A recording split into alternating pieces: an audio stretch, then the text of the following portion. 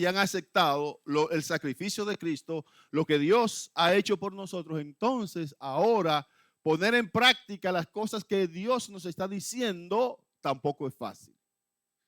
Por eso Pablo, vuelvo y repito, oraba. Pues nosotros seguimos y ahora nos vamos al capítulo 5, versículo 22 y vamos a estar leyendo hasta el capítulo 6, verso 9. Y es interesante, ¿verdad? Y hago la recapitulación nueva vez. Me gusta siempre estar recapitulando en esta segunda etapa. ¿Qué estamos haciendo? Bueno, hasta este punto, Pablo está describiendo cómo debe ser nuestro andar. Cómo debe ser nuestro andar. Y dice Pablo que tu andar y el mío debe ser de acuerdo a nuestra vocación. Tenemos que hacernos dignos de la vocación que aunque nosotros hemos sido llamados. Capítulo 4, verso 1. Entonces, Pablo nos dice que en vista que debemos andar, hacernos dignos del llamado. ¿Para qué? Para andar en unidad. Vimos, ¿verdad? La primera multa que se nos pone es que debemos andar en unidad, pero también es una bendición. En segundo lugar, en el capítulo 4, 17 al 32, vimos que debemos ahora andar en justicia y en santidad. En el capítulo 5 que estuvimos viendo la semana pasada, allí Pablo nos dice que ahora nuestro tercer andar debe ser andar en amor, andar en luz y andar como sabios. Y es esto donde tú y yo tenemos que ponernos de acuerdo y permitir ser guiado, controlado por el Espíritu Santo. Y decíamos que esa es la verdadera llenura del Espíritu Santo. Cuando tú puedes reflejar a Cristo en tu vida, cuando tú puedes dejarte dirigir completamente por el Espíritu Santo sin tener que tomar tú el control de tu propia vida. Eso es ser lleno del Espíritu Santo. Llenura del Espíritu Santo, y perdónenme alguno, no es sacudirte violentamente como vemos muchas veces, hablar en lengua como hacen muchos. El Espíritu Santo no es perder el control, porque todo lo contrario, dice que el fruto del Espíritu es gozo, paz, paciencia, benignidad, bondad, mansedumbre, fe, templanza. Y cuando usted tiene dominio propio, entonces el Espíritu Santo no va a actuar de una manera desenfrenada y loca. Así que recordemos, cuando alguien te dice, tú eres lleno del Espíritu Santo, le digo, bueno, si mi vida está controlada por el Espíritu, entonces yo puedo hablar de la llenura del Espíritu Santo. No solamente tenerlo, porque recuerde que el tenerlo es el sello, es la propiedad, pero permitir que Él me guíe, que Él, voy a usar la palabra controlar, aunque no nos gusta, permitir que Él controle mi vida, hacer las cosas que Él me pide, entonces eso es la llenura. Ahora, vuelvo y repito, nos vamos al capítulo 5 y acompáñeme capítulo 5, verso 21 en adelante. Aunque el 21, de acuerdo a la división que hicieron, lo pusieron aquí dentro de esa parte de someteos unos a otros, ¿verdad? Y nos vamos a ir hasta el verso 9 del 6. Capítulo 5 de Efesios, verso 21 dice, someteos unos a otros en el temor de Dios. Las casadas estén sujetas a sus propios maridos como al Señor, porque el marido es cabeza de la mujer, así como Cristo es cabeza de la iglesia, la cual es su cuerpo y Él es su Salvador. Así que, como la iglesia está sujeta a Cristo, así también las casadas lo estén a sus maridos en todo. Maridos, amad a vuestras mujeres, así como Cristo amó a la iglesia y se entregó a sí mismo por ella, para santificarla, habiéndola purificado en el lavamiento del agua por la palabra, a fin de presentársela a sí mismo una iglesia gloriosa, que no tuviese mancha ni arruga, ni cosa semejante, sino que fuese santa y sin mancha. Así también los maridos deben amar a sus mujeres como a sus mismos cuerpos. El que ama a su mujer, a sí mismo se ama. Porque nadie aborreció jamás su propia carne, sino que la sustenta y la cuida, como también Cristo a la iglesia. Porque somos miembros de su cuerpo, de su carne y de sus huesos. Por esto dejará el hombre a su padre y a su madre, y se unirá a su mujer, y los dos serán una sola carne. Grande es este misterio, mas yo digo esto respecto de Cristo y de la iglesia. Por lo demás, cada uno de vosotros ame también a su mujer como a sí mismo, y la mujer respete a su marido. Hijos, obedeced en el Señor a vuestros padres, porque esto es justo. Honra a tu padre y a tu madre, que es el primer mandamiento con promesa, para que te vaya bien y seas de larga vida sobre la tierra. Y vosotros, padres, no provoquéis a ira a vuestros hijos, sino criadlos en disciplina y amonestación del Señor. Siervos, obedeced a vuestros amos terrenales con temor y temblor, con sencillez de vuestro corazón, como a Cristo, no sirviendo al ojo, como los que quieren agradar a los hombres, sino como siervos de Cristo, de corazón, haciendo la voluntad de Dios. Sirviendo de buena voluntad como al Señor y no a los hombres, sabiendo que el bien que cada uno hiciere, ese recibirá del Señor, sea siervo o sea libre. Vosotros, amos, haced con ellos lo mismo, dejando las amenazas, sabiendo que el Señor de ellos y vuestro está en los cielos, y que para él no hay acepción de personas. Amén. Amén. Padre, gracias te damos una vez más en este día. Te bendecimos y honramos. Ahora, Señor, queremos agradecerte por tu palabra, la revelación divina perfecta de ella que nos ha dejado como testimonio vivo de que eres real. Ahora, al hablar de ella, te pido, Señor, que no hable conforme a mi propio entendimiento, que no hable conforme a mi propio deseo, mi intelectualidad o mis sentimientos, que sea el Espíritu Santo, Dios, a través de mí. Y permite, oh Dios, que hable a cada vida y a cada corazón de acuerdo a las necesidades y a tu propósito para con ello, en el nombre de Jesús. Amén. Amén. Así que, hermanos, ahora llegamos a este capítulo, a este texto que va desde el verso 21 del 5 hasta el verso 9 del 6. Y parece que Pablo me ha cambiado todo. Como que Pablo ahora toma otro tema y me está hablando, ¿verdad? Vimos que me estaba hablando en el pasado de cómo andar en amor, cómo andar en esa luz y cómo ser sabios. Y ahora me está hablando de esposo, de mujer, de hombre, de hijo, de esclavo, de siervos y de amos. Y la verdad es que no. Es que todo lo que él nos ha estado hablando tiene que ver con la correcta la correcta vivencia del día a día que tenían que tener los hermanos de Éfeso. Recuerden, ¿de dónde vienen los hermanos que conforman esa iglesia? No eran ángeles que habían caído del cielo. Eran hombres y mujeres que habían sido rescatados de esa ciudad de Éfeso. Entre ellos habían judíos, claro está. Por lo tanto, si recuerdan cuál era el panorama que hicimos de qué era Éfeso, cómo era esa ciudad, qué había en esa ciudad, cómo se comportaba la gente común de allí, y recordemos que los hermanos de Éfeso habían sido sacados de la gente común. O sea, que había muchas cosas todavía en su corazón que había que ponerla de acuerdo a lo que la palabra de Dios a lo que de Dios se conocía hasta ese momento. Por eso, entonces, Pablo aquí comienza y nos divide este texto en diferentes partes. Lo primero que Pablo comienza a hablar es de las responsabilidades de la esposa. En segundo lugar, de las responsabilidades del esposo. En tercer lugar, de las responsabilidades de los hijos. Cuarto lugar, las responsabilidades de los padres. Quinto lugar, las responsabilidades de los siervos. Y por último, las responsabilidades de los amos. Todo esto vamos a ver cómo él lo conecta para que nosotros sigamos en el bien andar. Porque al final es eso lo que se trata.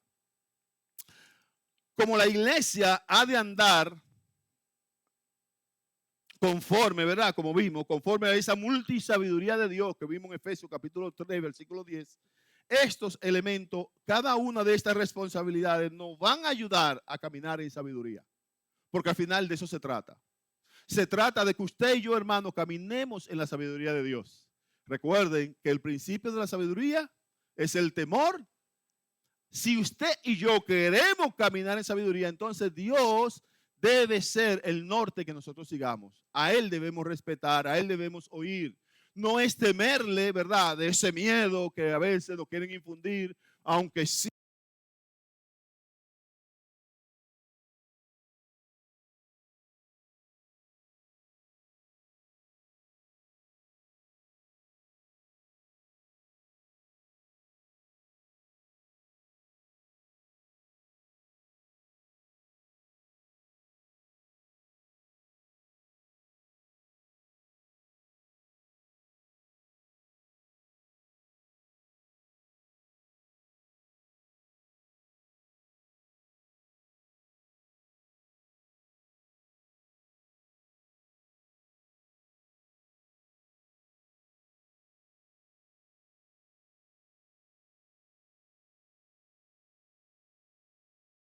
Cómo nos perciba cada uno de los diferentes sectores que Pablo está mencionando, que tú y yo somos responsables de testificarle con nuestras vidas. Ahora, ¿cómo puede ser esto? Bien, a través de las relaciones que tengamos en nuestros propios hogares, que yo tenga con mi esposa, que yo tenga con mis hijos. Es a través del matrimonio que Dios me manda a que yo pueda ser testimonio no solamente de mi esposa, sino de todos nuestros familiares, de los familiares políticos que ahora adquiero dentro de mi familia, que son la familia de Estela, pero también dentro de mi propia familia. Pero no solamente eso, sino del edificio donde vivo, que tienen que vernos a nosotros como un testimonio que ellos quieran imitar, como una pareja que sea digna de ser imitada. Es a través de ahí entonces que yo puedo bien andar delante de Dios. Y cada uno de ustedes, me estoy poniendo como ejemplo yo, ¿verdad? Para no tomarlos a ninguno como ejemplo, pero es así. Cada uno debe tomarse como ejemplo para que entienda que tiene que andar de esa manera delante de Dios. Es a través entonces, como decía ahorita, del matrimonio y que inmediatamente estamos en contacto con otras familias. Es a través de nuestros hijos que tú y yo desarrollamos algunas relaciones con los que están en su escuela, con el vecindario, con los amigos y hasta un poquito más allá. Por lo tanto, es a través de nuestras familias que tenemos el gran potencial de demostrar la sabiduría de Dios en la vida de cada uno de los miembros de la familia. Los mismos principios que sustentan el mensaje del Evangelio, como dice Pablo, sumisión, amor, sacrificio, obediencia, honestidad, imparcialidad, han de ser demostrados en nuestras propias relaciones familiares. Es decir, debemos ser un evangelio leído, para no decir una carta abierta. Debemos ser un evangelio leído. El evangelio debe ser leído en nuestras vidas. Deben decir qué bien interpretan y viven el evangelio esa familia que es cristiana. Por ejemplo, podemos entonces demostrar en nuestras familias lo que es ciertamente bueno y correcto. Es decir, la voluntad de Dios expresada en su palabra para nosotros. Y preparar a otros para ser receptivos al mensaje del evangelio. ¿Por qué hay tanta gente con corazones duros que no quieren saber del evangelio? Muchas veces son por los evangélicos. En muchas ocasiones por el mal testimonio que le dan los evangélicos. Yo recuerdo en una ocasión que trabajaba en una institución crediticia que era para prestar a los evangélicos. ¿Y saben lo que decían? Los evangélicos no pagan. Los evangélicos no pagan porque creen que todo se lo dan como una ofrenda. Y para uno eso era grande. ¿Eh? Que sí, que el Señor se lo pague. Así mismo, aunque usted eso es lo que nos decían. Ah, no, esos son cuartos donados que ustedes reciben para hacer la obra del Señor. Y oraremos por ustedes para que le vaya bien. Y se corrió el rumor de que los evangélicos no pagan. Y ese rumor se fue mucho más allá de la institución, porque la institución tenía que rendir informes a otras instituciones que donaban ese dinero, y no todas eran de cristianos. Y se corrió el rumor que los evangélicos no pagan. Y por eso los bancos no les gustan prestarle a las instituciones religiosas. Porque los evangélicos no pagan. Y eso es mentira del diablo, porque eso está en el corazón del ser humano. No importa que tú seas evangélico o no, si eso está en tu corazón, tú vas a ser un pícaro como quiera. Es a través de nuestras propias realidades, de nuestro propio diario vivir, que los demás van a poder ver a Cristo en nosotros o no. Eso es lo que Pablo está diciendo.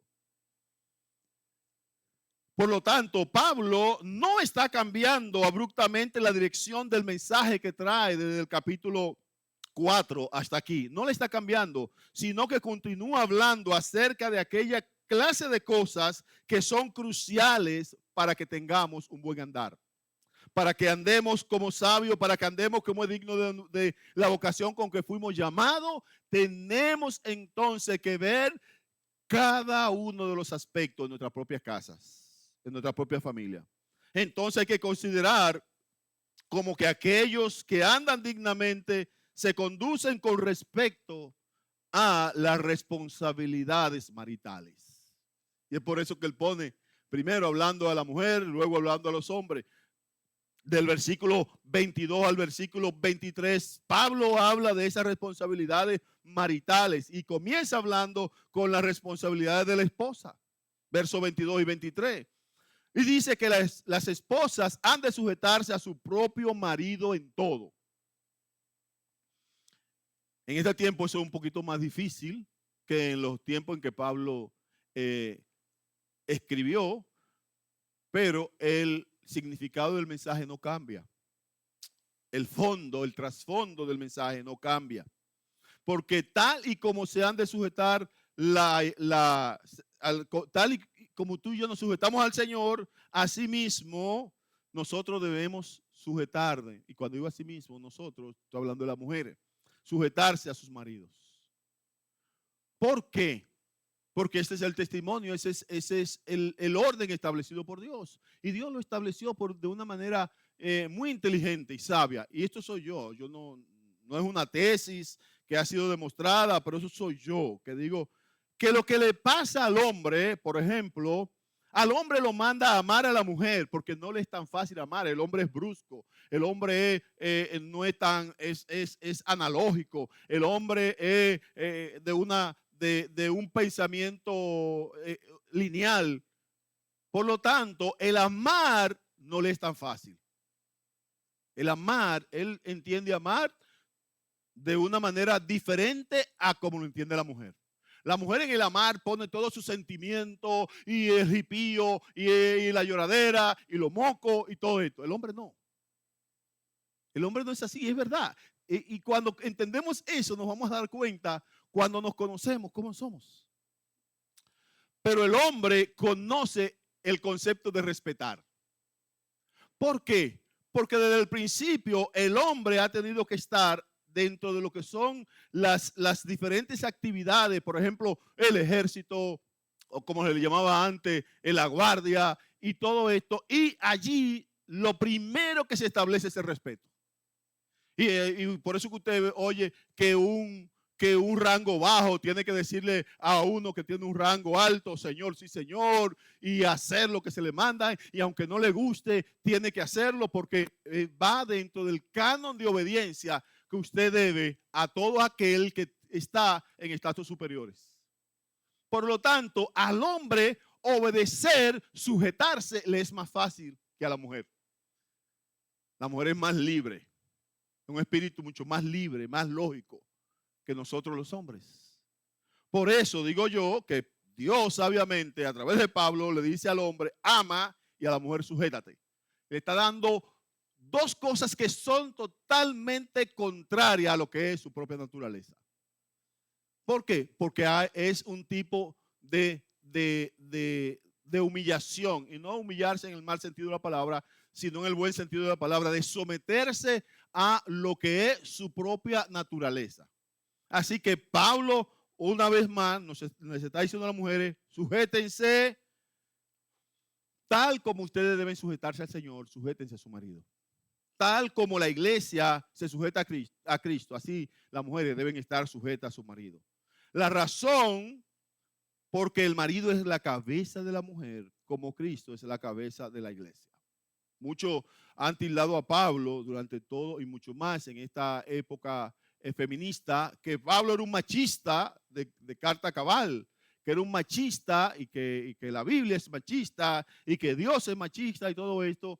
Y no es ese el sentido, porque cuando usted va al fondo de ese sujetarse, usted va a ver cómo es que Pablo le dice a la mujer que debe sujetarse y cómo el hombre debe comportarse.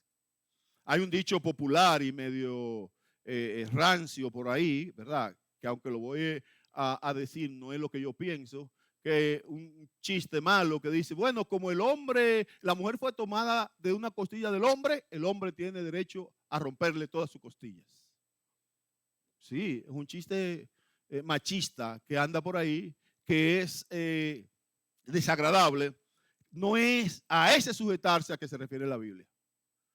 Aunque sí hubo ocasiones en que el mismo Señor Jesucristo tuvo que enfrentar las actitudes machistas de ese pueblo judío. Recuerden que el hombre podía darle carta de divorcio, repudiar a la mujer por lo que fuera. Tú cocinas malo, a mí no me gusta esa carta de divorcio. A mí no me gusta tal carta de divorcio, por lo que fuera. Dice por cualquier causa. El hombre podía dar carta de divorcio. Me gusta fulana y no tú, carta de divorcio. Sí, hermano, era cualquier causa, usted se la podía inventar. Sin embargo, Jesucristo dijo, eso fue por la dureza de sus corazones. No es el propósito de Dios. Por eso, Dios siempre ha estado claro cuál es el concepto que Él tiene de la familia. ¿Cuál es el concepto que tiene el matrimonio? Dios fue el que hizo la primera ceremonia de matrimonio. La primera ceremonia de boda la hizo Dios. Dice que Dios trajo a Eva a Adán y la entregó a Adán. Y Dios tenía claro lo que Él quería con eso. El hombre es la cabeza. Todo el tiempo que nosotros hemos estado, ¿verdad? Yo que he estado trabajando en organizaciones y ustedes que han estado trabajando en organizaciones más o menos grandes, se dan cuenta que en esas organizaciones, para que puedan funcionar de manera correcta, tiene que haber una cabeza. ¿Sí o no? ¿Usted ha visto una organización trabajando sola? No, tiene que haber alguien que la dirija, a quien todos los demás tengan que rendir cuentas, a quien todos los demás tengan que someterse. Porque si no, imagínense usted que cada uno fuera haciendo lo que quisiera y en el orden que quisiera, y eso fuera un desorden. Asimismo, entonces, en la familia, la voluntad de Dios es que el esposo sea la cabeza de la esposa y que los padres sean la autoridad sobre los hijos. Esto es claro. Dios lo estableció así porque Dios entiende cuál es la lógica de cómo debe funcionar la familia. Aquí hay una oportunidad para las esposas de mostrar una sabiduría y un valor tan importante que está de acuerdo a lo que es el principio de la voluntad de Dios, sumisión. De hecho, Dios nos manda a todos a someternos. Fíjense que el verso 21 comienza con ¿qué? Someteos unos a otros, ¿en qué? En el temor de Dios. O sea, todos nosotros debemos someternos a los demás, porque no es tan fácil en cuanto al ego que puede haber en cada uno de nosotros. Y aunque dije que al hombre le es fácil someterse, pero someterse en algunas cosas, no en todo. Aquí entonces Jesús enseña, tanto por la palabra como por el ejemplo, la importancia de la sumisión. Y eso lo vemos, por ejemplo, solamente voy a mencionar los pasajes, no lo voy a leer en esta ocasión. Como Marcos capítulo 10, versículos 42 al 45, en Juan 13, 12 al 17, Jesús habla allí de la sumisión. Y Jesús mismo decía que él estaba sometido al Padre y que solo él hacía lo que el Padre le había mandado a hacer. Eso es someterse. Él es nuestro ejemplo principal. De hecho, todos tenemos que someternos unos a otros. Nos dice también el escritor de Santiago, capítulo 4, verso 7, además de este verso 21, capítulo 5 de Efesios. A través de la sumisión, las esposas prueban que la voluntad de Dios es mejor que sus propios asuntos, que su propia manera de actuar, que su propia agenda. La sumisión de Dios a Dios es lo mejor que le puede ocurrir a una persona. Cuando entendemos lo que es la sumisión, entonces, hermano, ahí volvemos, es cuando entendemos lo que es la llenura del Espíritu Santo. Así que no crea de ese que cae, que se revoltea por todo el piso, que dice, habla en lengua y que cuando sale de la iglesia es el más perverso de los perversos.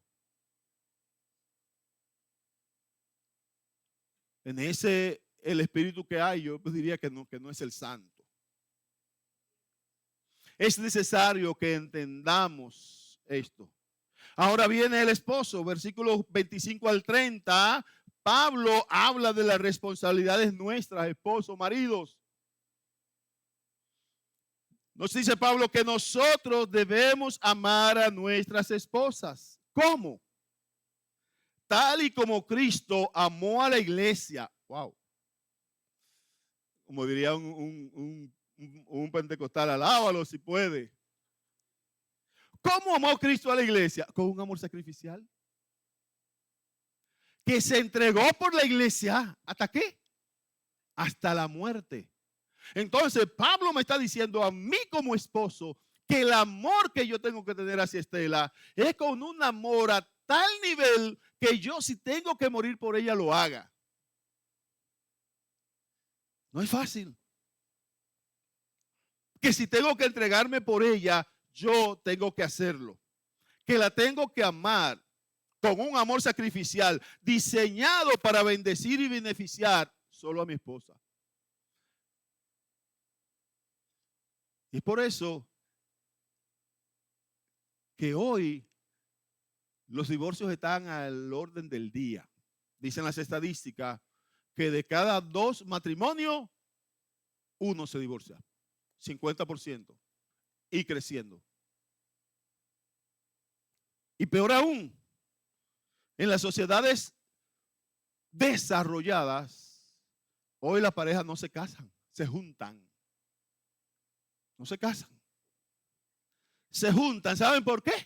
Porque no quieren estar atados al contrato matrimonial, porque le es demasiado problemático, porque entonces tienen luego que proceder a un divorcio formal. Nos juntamos y si esto no nos conviene, tú coges tu ruta y yo la mía. Y no hay nada que deshacer. No hay compromiso contigo, ni yo contigo, ni tú conmigo. Eso es lo que se está pensando hoy. Eso es lo que el diablo ha metido en la mente y en el corazón de esta sociedad en la cual usted y yo lamentablemente nos ha tocado vivir. Pero ¿sabe qué? Yo digo lamentablemente, pero Dios en su propósito así lo ha permitido, porque nosotros tenemos que ser la luz de esta sociedad. Nosotros tenemos que enseñarle a esta sociedad cómo es un verdadero matrimonio cristiano, cómo es una familia cristiana, cómo se comportan, cómo andan. Así que donde yo estoy, yo tengo que ser la luz de todos esos vecinos que no son cristianos. Mi familia tiene que ser, lamentablemente a veces nos carga el dado, pero es así, mi familia tiene que ser un ejemplo para toda la familia que están a mi alrededor. Y digo que a veces me carga el dado porque muchas veces tú no tienes ya el control de tus hijos cuando son adultos. Pero tu familia tiene que ser un ejemplo. Pero ¿saben qué? Que aunque no sirvan al Señor como el Señor quiere, tienen en su corazón sembrada su palabra y su temor. Y por más que se degraden, eso es lo que he visto como ejemplo, nunca van a llegar al nivel de degradación que lo hacen otros que no tienen el conocimiento de la palabra. Porque hay un temor en ellos que no les deja actuar como ellos quisieran. Así que, hermanos, otra vez, el esposo debe amar a su esposa tal y como aman a su propio cuerpo, es decir, con un amor que nutre y aprecia a su esposa. Porque usted no va a dejar que su cuerpo se desgaste. Es más, yo he visto hoy que el hombre está altamente comprometido con su cuerpo, con su salud.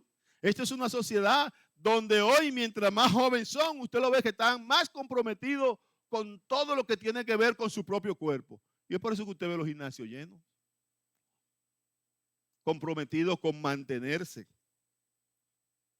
con nutrirlos. Y es así como Cristo me está diciendo que yo debo amar a mi esposa. Tal y como la esposa, como las esposas tienen la oportunidad de demostrar la sabiduría de Dios con respecto a la sumisión, así nosotros los esposos nos es dada la oportunidad de demostrar el amor de Cristo. Porque tenemos que amarla como Cristo amó a la iglesia. Como la cabeza de su iglesia, Jesús gobierna como un monarca benevolente. Algunos piensan que el concepto de monarca benevolente es imposible, porque algunos dicen que el poder corrompe, poder absoluto, nosotros decimos que es corrupción completa. Eso es en lo humano. Cuando usted tiene todo el poder, tiende a corromperse. Y hay alguien que dijo que al hombre hay dos cosas como que Dios nunca debió habérsela dado: poder y riqueza. Como que cuando juntan esas dos cosas hay un desorden mayúsculo. Sin embargo, Dios nos está diciendo que sí, cuando tú amas o sea, cuando tú tienes la autoridad benevolente, tú puedes amar y ejercitarte de la manera correcta como Dios pide, dentro de lo que es el concepto del matrimonio. Pero cuando un esposo ejercita su autoridad como cabeza de familia, con la clase de amor que Jesús demuestra cuando gobierna sobre su iglesia, demuestra no solamente la posibilidad, sino también la sabiduría de un monarca o de una monarquía que es benevolente. Recuerden que Dios es un monarca. Dios no gobierna por democracia. Dios no gobierna por democracia. Dios es una monarquía. Dios es rey. Y los principios del reino son los que Él establece. Y los principios del rey deben cumplirse. Y Él no te está diciendo si tú lo quieres cumplir o no. Es que Él lo establece y hay que cumplirlo. Así que Dios me está diciendo, ama a tu esposa. Él no me está dejando una ventana de que es para si yo quiero. Es que me está mandando a amarla, pero no amarla de cualquier manera. Me está diciendo que el amor que Él espera de mí por mi esposa es un amor sacrificial. Un amor que sea igual al amor que Jesucristo tuvo por su iglesia.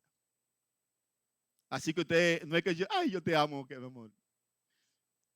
No, no es eso lo que Él está diciendo. Él está diciendo es que en hecho, en demostración, con mis actos, yo demuestre que amo a mi esposa como Él me está pidiendo. Porque cuánta gente nos dice que aman a su esposa y por un lado le están diciendo que la aman y por el otro lado le están siendo infieles. ¿Cuántos? O están haciendo cosas indebidas. Cristo fue sabio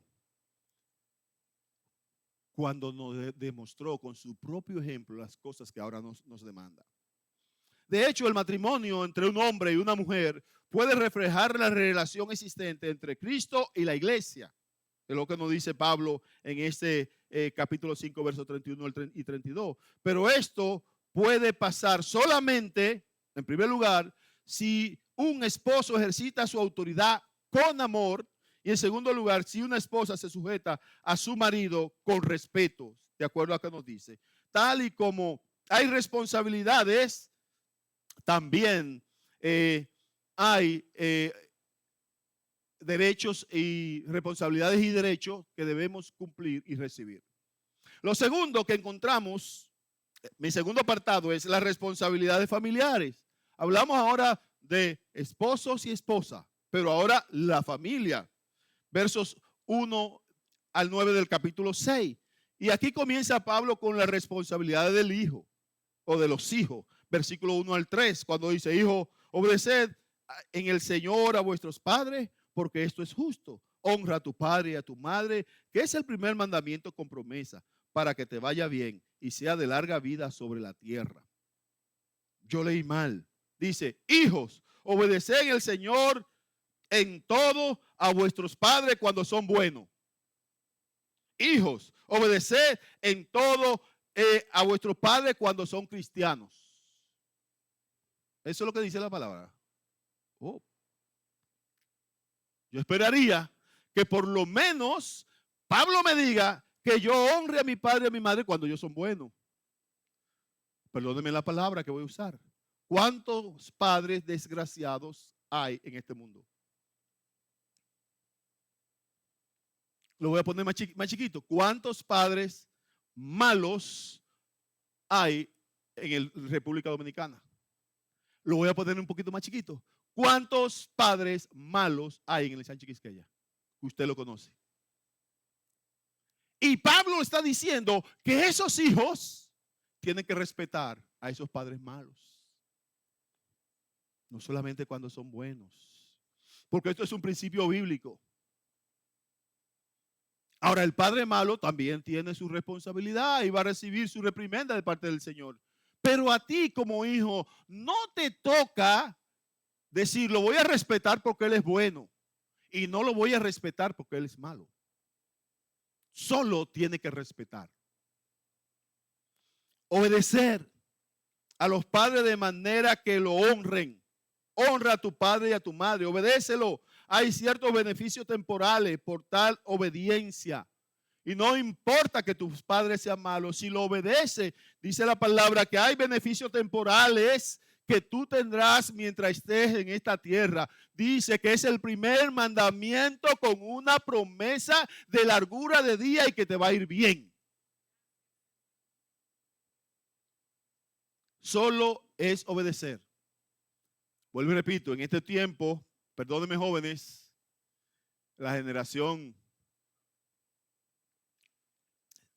Z o de cristal también como le llaman, que solo se comprometen con ellos mismos. Aquí no hay de eso en la iglesia, gracias a Dios que no. Manantial de vida no hay. No. Pero esta generación solo se compromete con ellos mismos. No le importan los demás.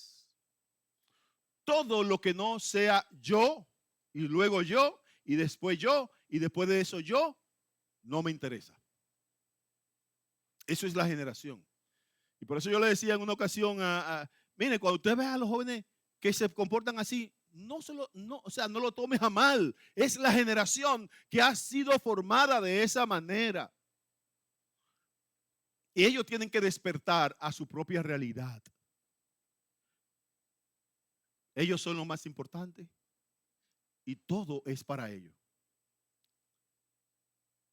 Recuerdo que cuando Francisco Javier se casó, tenía 22 años. Y yo le dije: Estela, para que te evite sufrimiento, el día que tú quieras hablar con tu hijo, llámalo. No te sientes a esperar que él te llame. Sencillo, le dije: el día que tú quieras hablar con él, tú tomas el teléfono y lo llamas.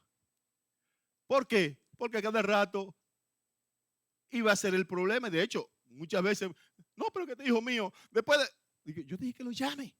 Llámalo, porque Él no te va a llamar. Él nada más te va a llamar cuando Él tenga una necesidad de ti. Y es así, hermano. Es así. Solo llaman cuando tienen una necesidad que ellos tienen que satisfacer y que tú le puedes ayudar. Entonces, tu responsabilidad, claro, tú le vas enseñando en el proceso, porque tengo que decir, ¿verdad?, que Él ha cambiado en ese sentido, pero como quiera, cuando Él quiere algo de mí, Él me llama. Porque Él sabe que yo voy a estar ahí. Pero si yo quiero hablar con Él, yo tengo que llamarlo.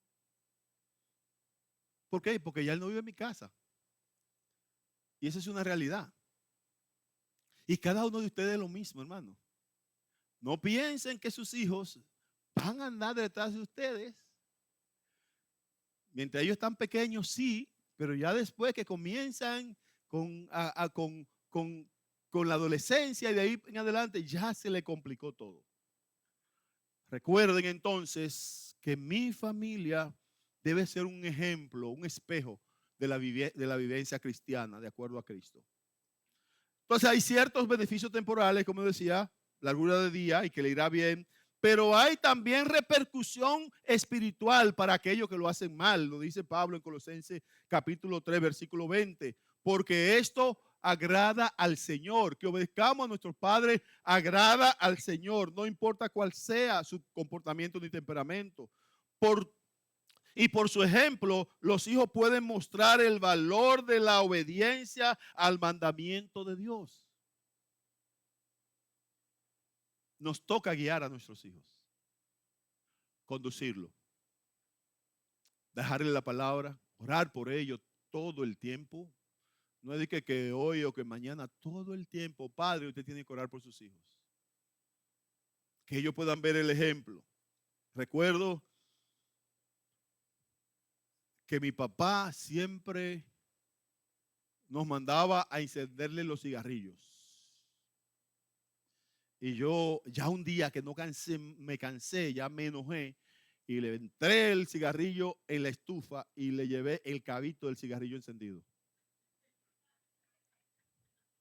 Yo le dije, no me mandas a encender cigarrillo, que yo no fumo ni voy a fumar. Por lo tanto, no me manda a encender cigarrillo, que no me gusta, hasta ese día. Jamás me mandó a encenderle un cigarrillo. Yo no fumo y mi hermano sí. Porque él se quedó con la costumbre de encenderle los cigarrillos a mi papá. Entonces, ¿cómo él podía decirle luego a mi hermano que no fumara? Ese fue el ejemplo que él vio. Fue el ejemplo que le dio. Yo pude haber sido uno de los borrachones de la Sánchez Quisqueya. Porque eso fue lo que yo vi en mi familia durante todo el tiempo de mi juventud. Mi papá, mis tíos, todos unos borrachones. Yo digo que gracias al Señor que Él me rescató en momento preciso y adecuado siendo un joven. Porque tú no sabes, aunque tenía, ¿verdad?, mi temperamento y mi cosa, pero tú no sabes al final. Si Cristo no está en la ecuación, tú no sabes qué va a ocurrir al final. Pero traté siempre de honrar a mis padres. A pesar de lo que fuese, traté de honrarlo. Y doy gracias a Dios, ¿verdad?, que mi madre todavía la tenemos entre nosotros. Y ustedes pudieron oír el testimonio que ella daba el día que estábamos celebrando el Día del Pastor, que ella estaba dando, porque siempre he tratado de honrar a mis padres. Y vuelvo y repito, si hubiese sido por lo malo que fue mi padre, que tengo que decirlo, que fue malo, malo con J grande, no lleva J, pero yo la pongo, para que ustedes entiendan, fue malo. Pero hay otro más malo que él. Y mi responsabilidad, me dice la Biblia, que era honrarlo, y más cuando viene el Evangelio. Cuando viene el Evangelio, tuve que tragarme muchas cosas y honrarlo. Entonces, hermanos, hermanas, no le estoy diciendo nada que yo no haya vivido. Por eso lo puedo decir. Ahora, la responsabilidad de mía como padre con mis hijos, versículo 6 al capítulo 6, verso 4, los padres son mandados tanto positiva como negativamente de parte de Dios. Los padres de forma negativa, dice, no provoquéis a ir a vuestros hijos. Es decir, disciplinarlos sin amor. No lo provoquen a ira, porque cuando hay disciplina sin amor, lo que viene es la ira. Lo que viene es la repercusión. Lo que viene es el enojo. Lo que viene es todo lo contrario a lo que Dios está diciendo que ocurra. Porque Dios nos disciplina a nosotros, pero Dios nos disciplina a sus hijos con amor, no con ira, no con la intención de acabarlo, no con la intención de raerlo de la tierra, sino con la intención de amarte, de bendecirte, de que te corrija algunas cosas que Él entiende que no van bien. Pero de forma positiva, entonces la Biblia nos dice, críenlo en la disciplina y la amonestación del Señor. Esto es una disciplina controlada con el amor. Bueno, padre, pero disciplina con amor. Mola, como que eso a veces el hijo no lo entiende, pero usted como padre sí. Hijo, es que si te dejo caminar por donde tú vas, no va a llegar a una situación que al final te convenga. Tengo que parar ahora tu camino. Tengo que ponerte tal disciplina. Porque yo estoy viendo que por donde tú vas a llegar aquí, aquí, aquí, allí. Miren, por más que nosotros querramos como padres que nuestros hijos tomen nuestro ejemplo y hagan lo que nosotros le estamos pidiendo que hagan y no hagan lo que nosotros le estamos diciendo que no hagan, eso no va a ocurrir. Porque hay un dicho que dice, nadie aprende en cabeza ajena. Ellos tienen que tener sus propias experiencias. Eso es lo que le va a ayudar a crecer. Van a meter la pata y cosas la van a hacer bien. Tu responsabilidad como padre es estar ahí para cuando metan la pata, apoyarlo. No apoyarlo en que metieran la pata, sino apoyarlo en el sentido de que yo estoy aquí. No decirle te lo dije, porque esa es una de las palabras que casi nadie quiere oír después de meter la pata. Yo te lo dije, ay. Pero es así. Ellos van a entender, solo con una mirada que usted le dé, ellos van a entender que tú le estás diciendo, te lo dije, sin tener que decírselo. Pero es necesario que nosotros como padres lo criemos en esa disciplina amorosa. En el mundo la gente usualmente cae en dos extremos de crianza con los hijos. En primer lugar, disciplinar sin amor. Esto es abuso infantil.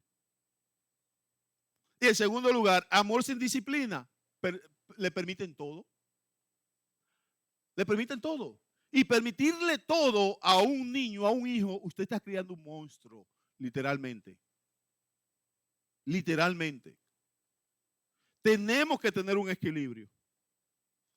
Pero cuando los padres apropiadamente administran el amor y la disciplina, por este ejemplo, muestran cómo Dios educa a sus propios hijos, como yo decía ahorita, en Hebreos capítulo 12, versículos 5 al 11. Allí habla de esa disciplina, que Dios no nos deja que hagamos todo lo que queremos, porque entonces seríamos bastardos, hijos bastardos, y Él no nos quiere así. Dios nos disciplina porque nos ama. No nos da todo lo que nosotros queremos porque Él nos ama. Dios nos da lo que nosotros necesitamos. Es por eso que tenemos que aprender a pedir como conviene. Ahora, Pablo comienza a hablarle a los siervos. ¿Y por qué se habla de siervos? Bueno, porque en ese primer siglo de la iglesia cristiana, en ese primer siglo después de Cristo, era costumbre que las familias adineradas o que tenían un cierto poder adquisitivo tuvieran esclavos o tuvieran siervos. Compraban gente o le nacían a sus esclavos, le nacían hijos y eran parte del mismo conglomerado de la familia. Por eso se dice que no solamente Filemón era un esclavo, sino que algunos dicen que aún Lucas, el que escritor de Lucas, y de hecho, pudo haber sido un esclavo emancipado.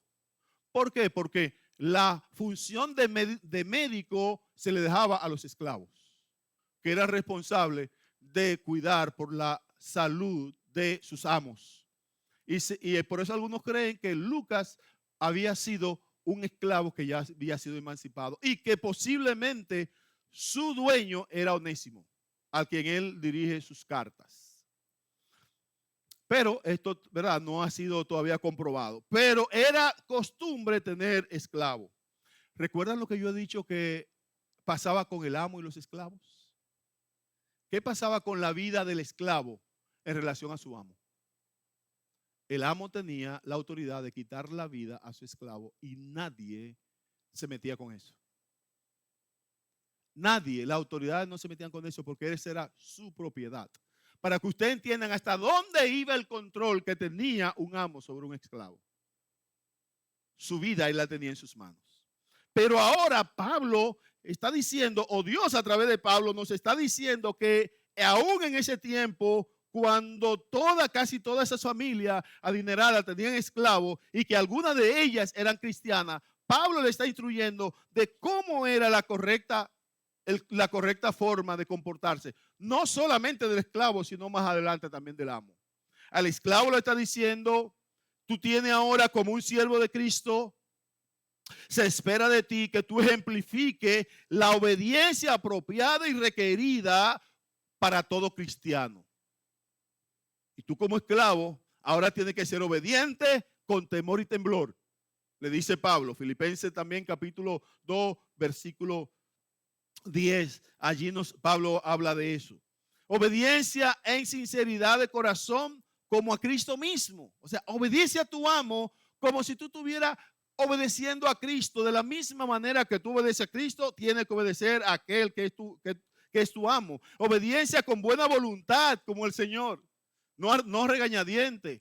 Tenía un tío primo, digo tío primo porque aunque era mi tío nos criamos como si fuésemos primos hermanos, que él lo mandaba a hacer un mandado, iba todo el camino maldiciendo. Todo el camino, él lo hacía, como quiera él iba y lo hacía. Pero él iba todo el camino maldiciendo. Y ya estaba, y por ahí se iba, pero iba y hacía el mandado. Entonces yo le decía, pero mejor no haga nada, porque como quiera, o sea, el concepto de lo que tú estás haciendo ya lo está perdiendo.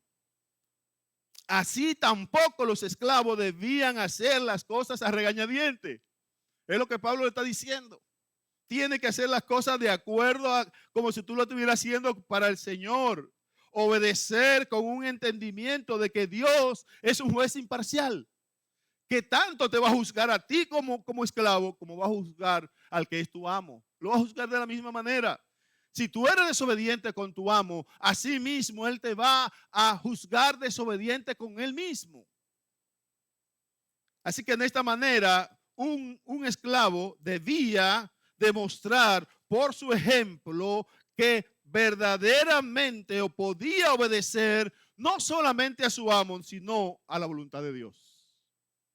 Porque al final era la voluntad de Dios que él obedeciera a su amo. Recordemos que Pablo, cuando está hablando de Filemón, le dice a Onésimo, ok, Onésimo, si él te ha defraudado en algo, porque se dice que Filemón era un esclavo que se había escapado, y Pablo lo mandó nueva vez a donde su amo, a que se fuera para allá, porque ahora él era cristiano, y Pablo dice, si él te defraudó en algo, anótame lo que yo te lo pago. Pero recuérdate que tú mismo te me debes. Entonces ahí, ¿verdad? Como que si a mí me dicen eso, ya como inmediatamente yo bajo la guardia. Porque no te apures, Filemón, yo te agarro en la bajadita. Te voy a dar lo tuyo. Exacto, exacto. De la misma manera como tú fuiste perdonado, así tú tienes que perdonar. Es el concepto del perdón. Es necesario que nosotros entendamos que aunque aquí está hablando de amos y esclavos, esta es una relación que la podemos ver en cualquier situación en nuestras vidas, en cualquier ámbito de nuestras vidas. Y el concepto es el mismo de aplicar. De la misma manera como Cristo me perdonó, así yo soy mandado a perdonar.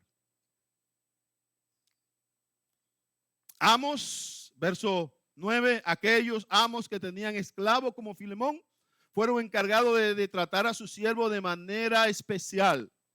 Haced esto con ellos, haced con ellos lo mismo. Es decir, que su trato a los esclavos debía ser gobernado por la misma clase de principios dado a los siervos, con temor y temblor, en sinceridad de corazón, como a Cristo, no sirviendo al ojo, sino como siervos de Cristo de corazón, haciendo la voluntad de Dios, sirviendo de buena voluntad como al Señor y no a los hombres, sabiendo que el mismo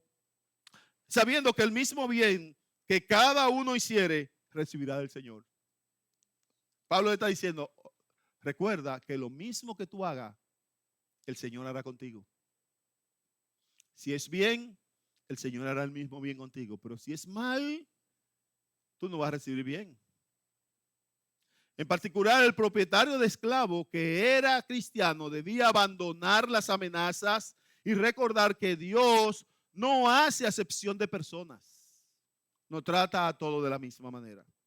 Por su ejemplo, los amos podían demostrar el ejercicio apropiado de autoridad y revelar cómo nuestro amor, que es nuestro Señor que está en los cielos, nuestro amo que está en los cielos, nos gobierna en el reino de Dios. El Señor Jesús le dijo a sus discípulos, mi reino no es de este mundo, recuerden. Pero a un Dios, siendo un Dios soberano, una monarquía, no nos trata como nosotros merecíamos ser tratados. Su misericordia va mucho más allá. En conclusión, hermanos, debemos recordar que la manera como nos conducimos y asimismo en nuestras relaciones familiares, nuestras relaciones matrimoniales, pueden afectar grandemente nuestros esfuerzos en dar a conocer la multiforme sabiduría de Dios. Otros no van a escuchar lo que nosotros decimos, van a ver lo que hacemos. Van a ver lo que hacemos. Así que mira a ver cómo usted está caminando, porque otros lo están mirando a usted. Y lo que usted hace va a hablar mucho más fuerte que lo que usted pueda decir. Los matrimonios y familias que son disfuncionales solo sirven para desmentir los reclamos que hacemos del Evangelio y de su poder para poder transformar vidas. Yo no le puedo decir a alguien que Jesucristo es el único medio para que tu matrimonio funcione cuando el mío es disfuncional y soy cristiano. Y esa es la verdad. Jesucristo, tú quieres la fuente para que tu relación matrimonial funcione, Cristo en medio de ustedes dos. Pero ¿cómo yo se lo puedo decir a una pareja que está pasando por problemas cuando yo mismo estoy pasando por los mismos problemas? Es difícil. Hubo una ocasión que a Estela y a mí nos dijeron, Estela siempre iba dando charla de pareja, todavía lo hace, y le dijeron, es la primera profesional que hemos visto que anda con su esposo y no es divorciada. Porque la mayoría que andaban hablando de pareja eran divorciadas. Habían tenido fracaso y estaban aconsejando a parejas. ¿Qué le parece? Es difícil, pero eso es lo que nos encontramos en el mundo. Dios es el único que puede hacer la transformación real en tu vida. Permite que Él se revele y se refleje en ti y en mí. Mientras que los matrimonios y la familia basada en las enseñanzas de la palabra de Dios pueden decir mucho de los valores, de los principios inherentes del Evangelio. Valores como someterse a Dios y a otros y en autoridad, ejercer autoridad con amor sacrificial, obedecer a lo que han sido puestos sobre nosotros por Dios, desarrollar a otros a través de la disciplina y la amonestación del Señor y no por intimidación, rindiendo servicio que es sincero y no hipócrita, sabiendo que lo estamos haciendo como para el Señor, ejercitando la autoridad con justicia e imparcialidad. Cada uno de esos ejercicios, si lo hacemos pensando en que lo estamos haciendo para Dios, vamos a ver la diferencia. Por lo tanto, como nos esforcemos en andar como es digno de nuestra vocación, asimismo podremos dar el testimonio vivo a aquellos que nos están viendo hoy, a nuestros hijos que conviven con nosotros, a los vecinos que están a nuestro alrededor y nuestros familiares. Hay un llamado inminente de Pablo a andar como es digno de la vocación con que fuimos llamados. Si no estamos caminando como es digno, entonces tenemos que pararnos en el camino y preguntemos cuál es la senda correcta, porque la hemos perdido. Que Dios te bendiga, hermano, que Dios te guarde y que pensemos que siempre debemos demostrar la sabiduría de Dios en nuestras propias familias.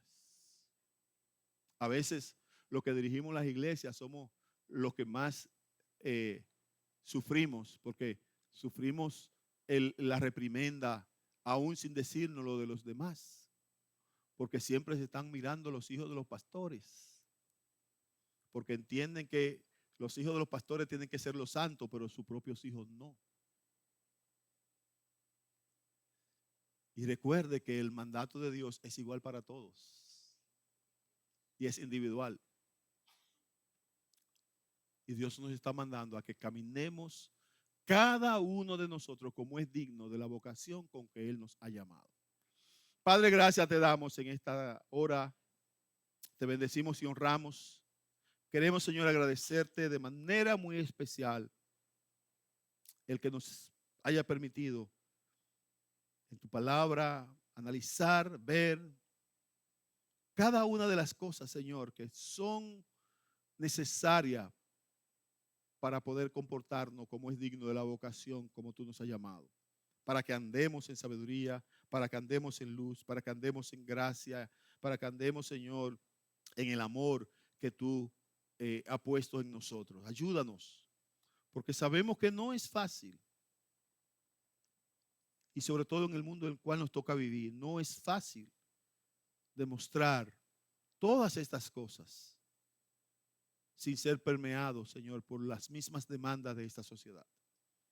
Por eso pedimos tu ayuda, que tu Espíritu Santo nos guíe en cada paso que damos, tu Espíritu Santo nos sostenga, tu Espíritu Santo nos cuide, cuida a nuestras familias, cuida a nuestros hijos, cuida a nuestros esposos y esposas, Señor. Donde quiera que nos movamos, seamos guardados en ti. Bendícenos, Señor. Suple, oh Dios, las necesidades que deban ser suplidas conforme a tu multiforme gracia, aquellas que son espirituales, pero también las materiales. Ayúdanos a bendecir a otros, Señor, a través de las bendiciones que recibimos de ti. Ayuda a Manantial de Vida a ser un referente en medio de esta comunidad, un referente de bien, un referente de ser imitado. Señor, muévenos de nuestro interior y que se vea en el exterior, Padre, las cosas que te agradan. Y que otros puedan decir, esa es una iglesia que ama a Dios. Es una iglesia que demuestra el amor cristiano por sus actuaciones. Te pido que cada uno de nosotros seamos luz y sal donde quiera que tú nos hayas puesto. Que tu palabra guíe nuestras vidas. Que tu Espíritu Santo nos enseñe cada cosa que Jesucristo dejó para hacer que seamos enseñados. Y llénanos cada vez más de ti. En el nombre de Jesús. Amén. Amén. Dios le bendiga. Dios le guarde.